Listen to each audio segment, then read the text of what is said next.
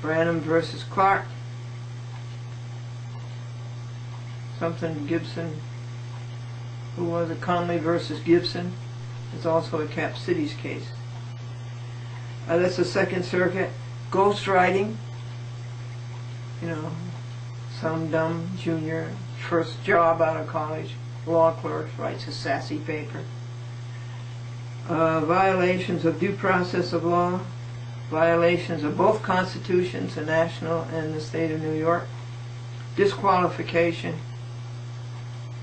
deceptive practice, inter alia, all thoroughly detailed in these 110 pages. A big one was the Criminal Code, Title 18, United States Code, Section 1001, trickery to cover up material fact, jail and fine. Some of this paper was on defendant Eric Press, was mailed on defendant, or served on defendant Eric Press by U.S. priority mail on October the 29th, 2007. Dated October the 29th, 2007, Anno Domini, the year of our Lord. State of New York, yours in truth, Glendora, without prejudice, Uniform Commercial Code, Article 1, Section 207.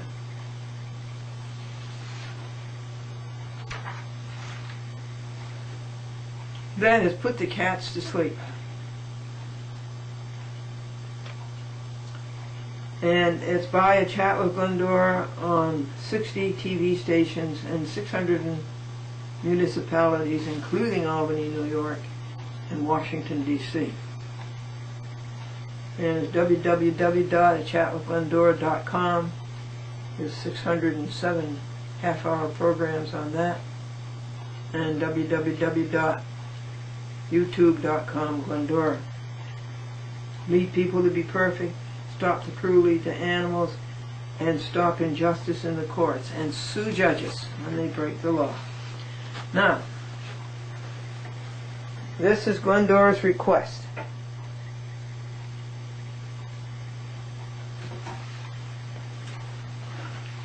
This is lawful notification to 3 people.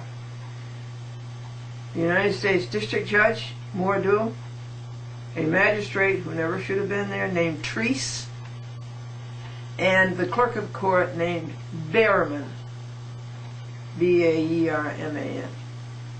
This is not lawful notification and is sent pursuant to the federal Constitution, specifically the Bill of Rights, in particular the 1st, 4th, 5th, 6th, 7th, 9th, and 10th Amendments, and pursuant to your oath, and requires your written response to me specific to the subject matter. Your failure to respond as stipulated and rebut with particularity everything in this letter with which you disagree is your lawful, legal, and binding agreement with said omissions to the fact that everything in this paper is true, correct, legal, and fully binding upon you in any court in America without your protest or objection or that of those who represent you. Your silence is your acquiescence. See Connolly versus General Construction Company, 269 U.S. 385.39. Notification of legal responsibility is, quote, the first essential of due process of law, unquote. See also U.S. versus Tweet, 550 Federal 2nd, 297. Silence can only be equated with fraud where there is a legal or moral duty to speak, or when an inquiry left unanswered would be intentionally misleading.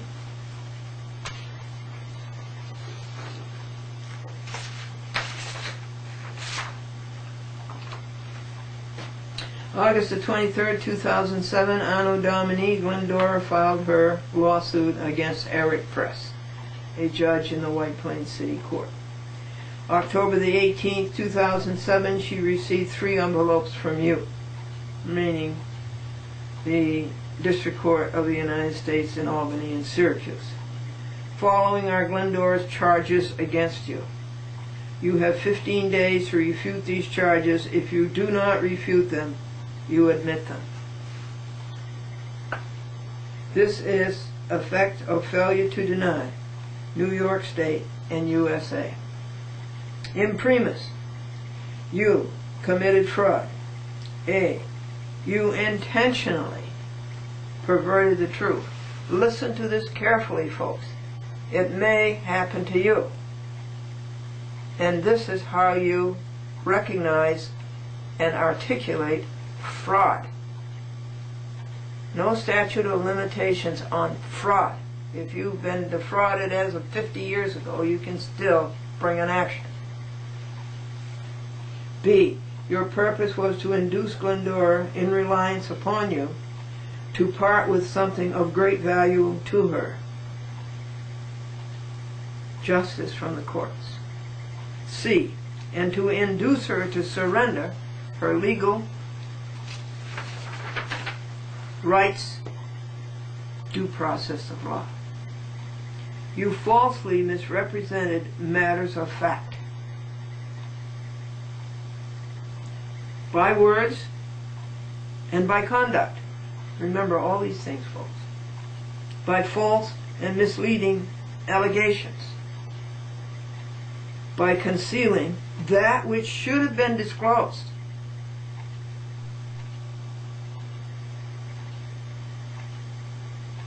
By deceiving and intending to deceive Glendora, so that she would act upon it to her legal injury. And then we have here what they must do. Admit, deny. Failure to rebut these charges is admission to these charges. Effective failure to deny. Glendora questions your operations, practices, policies, and procedures. Did Glendora tell you that she would not consent to a magistrate? Did you send her a form to sign whether she would consent to a magistrate? Do you have Glendora's consent in writing to a magistrate? Does Title 28 of the United States Code, Section 636, state that you have to have a litigant's consent in writing to a magistrate? Did this court submit a paper by a magistrate to Glendora? Yes. Well, what do we have? We have an illiterate order, so-called, filed. It's October 10th. You can't read it. You know, it isn't even filled out. And it's the, well, they say it's United States District Court, but that's not an Article 3 court or constitutional court. I say the District Court of the United States, Northern District of New York, Glendora versus Eric Press, defendant, order. And look at the signature. Randolph E. Treece, T-R-E-E-C-E. And I'll read you this sick order, quote unquote. It is hereby ordered that plaintiff's motion for default judgment, docket number 2, in the above entitled action shall be stricken from the docket for the following reasons, checked below. Awkward construction, juvenile. Because plaintiff's submission is being stricken from the docket, it will not be considered by the court. runaway, fugitive, dishonest, disamericanism.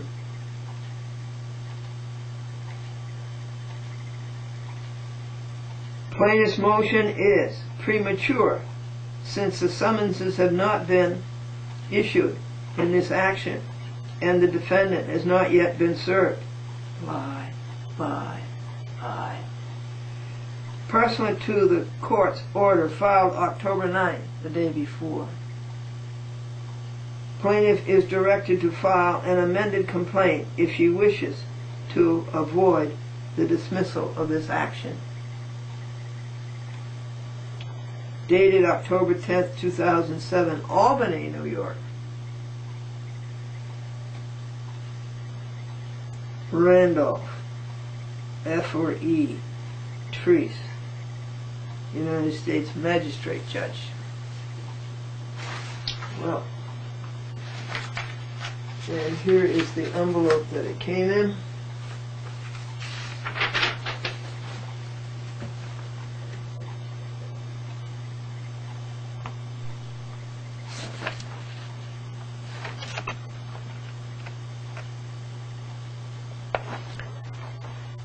This is Syracuse. Glendora says, did you violate the United States Code, Title 28, Court Practice, Section 636, consent in writing to a magistrate? Glendora charges that you did. Do you admit or deny?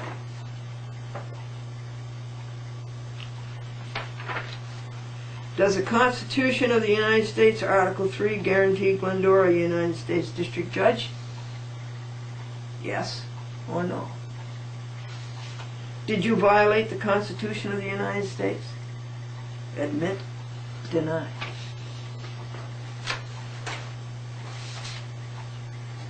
Glendora continues to challenge your unlawful and illegal operations, practices, policies, and procedures.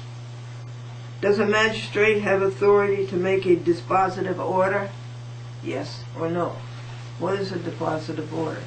It's an order that disposes of the case. And a magistrate has no authority to do that. Only a United States District Judge can do that. By Federal Rules of Civil Procedure, Rules 72 to 78, is not a magistrate limited to a report and recommendation? Yes or no?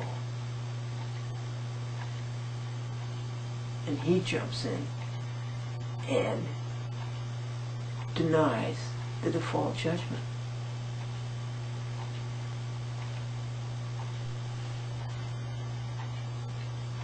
IBIT by Section 1983 and also Section 1985. Has Glendora's civil rights been violated pursuant to Title 42 of the United States Code, Section 1983? You know what that one is.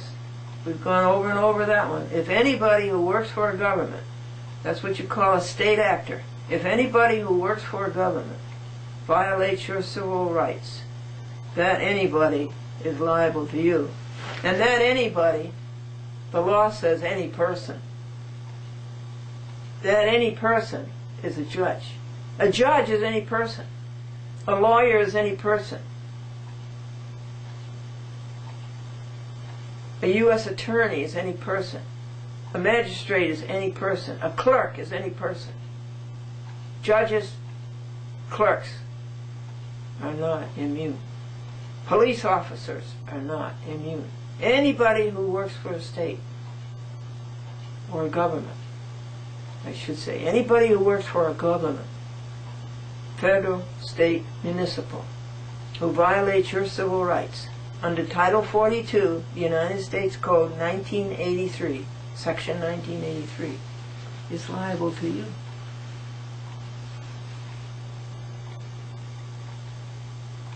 And Section 1985, folks, is conspiracy. This is all a conspiracy.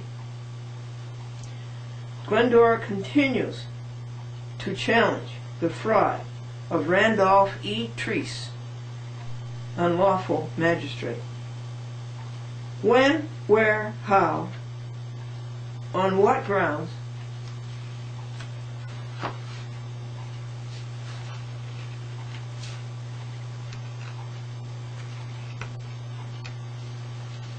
these pages like each other, they're stuck on each other. By whom is Glendora's submission being stricken from the docket? Answer. Who said Glendora's complaint will not be considered by the court? Answer. A magistrate can't say that. Even a United States district judge can't say that. It's his job. Glendora and you are constitutionally protected. Did Treese produce the docket stating what he claims? Answer. Glendora continues to challenge the fraud of Treese's false order, quote unquote. Does Treese state, quote, the defendant has not been served, unquote? Yes or no? Answer, yes. Is he right?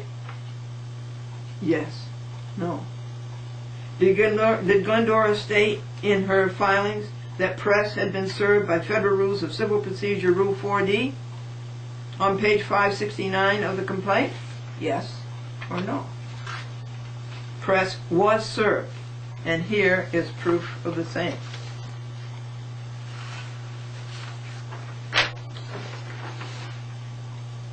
Federal Rules of Civil Procedure Rule 4D. A lawsuit has been commenced against you. A copy of the complaint is attached to this notice. It has been filed in the District Court of the United States, Northern District of New York, Albany, and has been assigned docket number so-and-so. And then on the back of that is his acceptance. I acknowledge receipt of your request that I waive service of a summons in the action of Glendora versus Eric Press in the District Court of the United States, Northern District Court of New York, Albany. And down here is Judge Press's civic duty, anybody's civic duty, to do that. Everybody has a civic duty to acknowledge the lawsuit and to save the cost of serving a summons. And we send 2 copies to Eric Press, Judge, White Plains City Court, one for his files and one to send to me. And do I have this here, Mr. Treese? Under penalty of perjury, Glendora declares she served by first-class mail, U.S. mail, on August the 22nd, 2007, the following upon defendant, Eric Press. 2 copies each of the notice of lawsuit and request for waiver of summons. 2 copies each of the waiver of service of summons. 2 copies each of the duty to avoid unnecessary costs of the service of summons. D. A copy of the complaint, an envelope stamped 41 cents and addressed to Glendora, a chat with Glendora, Box 124, Ghent, New York. Yours in truth, and in amor patriae, Glendora. Amor patriae is love of one's country. Amor New Yorki, love of the state of New York. We are on page 77, which is a copy of page 564 of Glendora's complaint sent to the District Court of the United States, Albany, which says, service of the complaint is pursuant to Federal Rules of Civil Procedure, Rule 4D. See the last 3 pages. And they're lying that they missed that. They're lying that they missed that. Well, they have been abundantly uncovered. We're on page 18. So Treese, this magistrate in Albany, tramples the Constitution and the United States Code. And now he spits on the Federal Rules of Civil Procedure, Rule 4D. Can you get any worse? You violate the Constitution, you violate the United States Code, and then you violate the Federal Rules of Civil Procedure? This magistrate, Treese,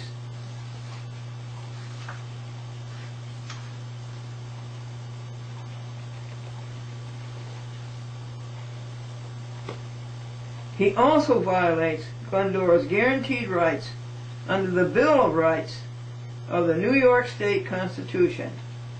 And this is a pendant claim. It's a state claim.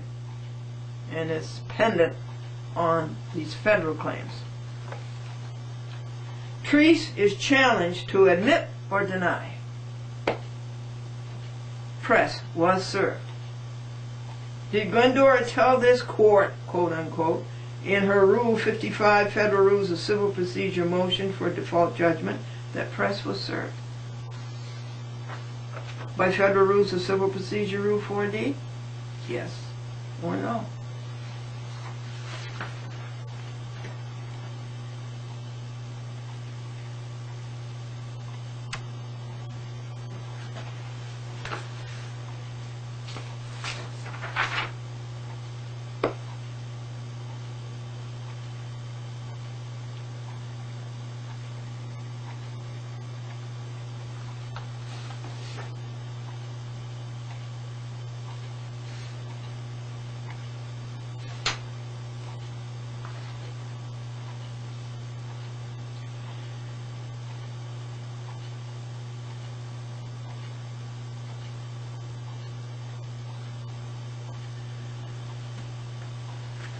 The location for this motion is the courtroom of Glendora's assigned United States District Judge, Magistrates 28 U.S. Code, Section 636.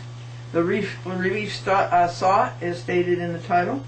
The legal basis is stated in the title.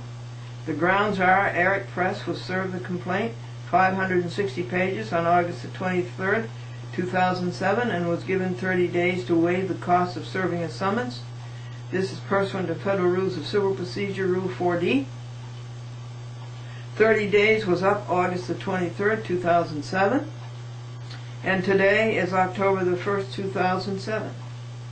Eric Press has not answered the complaint, ergo he is in default. Further, he has violated his civic duty to cooperate in saving unnecessary costs of serving a summons, as Glendora informed him in the Rule 4D form. And we are up to page 20. Did Treese tell the truth, the whole truth, and nothing but the truth, so help him God? Treese, answer, yes or no? And again, after his false statements, Glendora asked for grounds. Why? And I want you to see Treese's signature.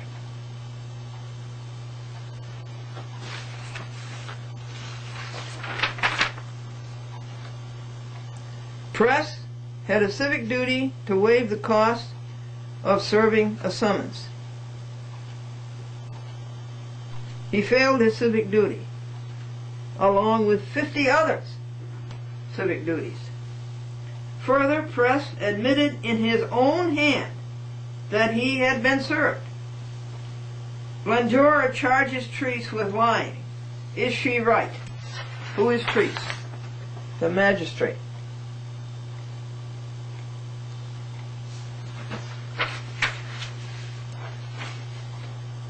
Treese committed fraud on the court, on the public, on you, and on Glendora by faking an order, quote unquote, when he had no consent in writing by Glendora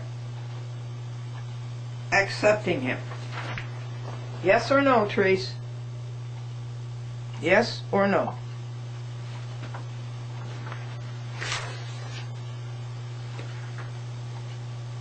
"23. Therese's paper is a nullity.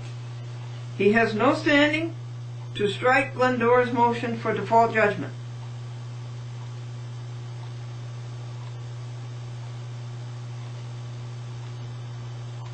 By Title 28, the United States Code, Section 636, Glendora did not consent in writing.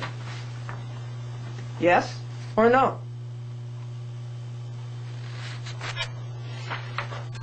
Three people have to answer these questions. The United States District Judge, Norman A. Mordue, M-O-R-D-U-E.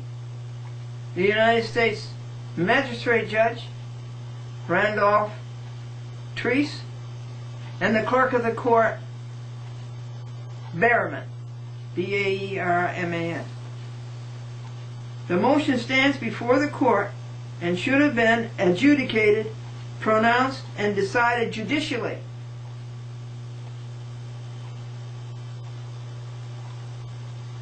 Before or on its return date.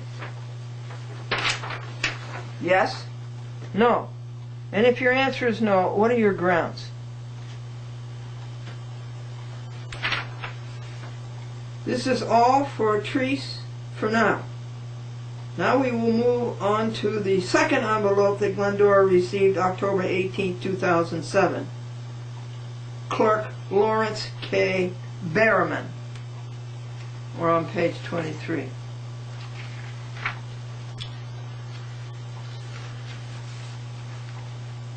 You see what's going on here, folks? If they admit yes,